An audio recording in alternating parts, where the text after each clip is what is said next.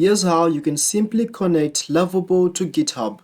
So without wasting much time, let's get started with the video. So first up, what you're gonna do is that you're gonna click on your profile right over here and then click on the settings option. Once you do that, what you're gonna do is that you're going to click on the Git option right over here where it says build and deploy. Click on Git. Once you do that, select GitHub right over here. And then what it's going to want you to do is that it's going to want you to add a connection. But before you click on add connection, make sure you are signed in to your GitHub on the same on another tab, sorry. So once you do that, you can simply click on the add connection and then click on add account.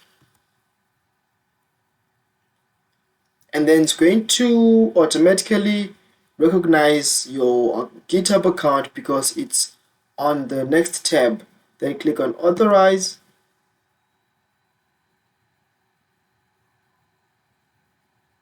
Then scroll down, wait for it to connect. And now you can scroll down and click on the install and authorize option. And there you have it. GitHub has been successfully connected to Loveable. It should show connection error. Let me just refresh the page.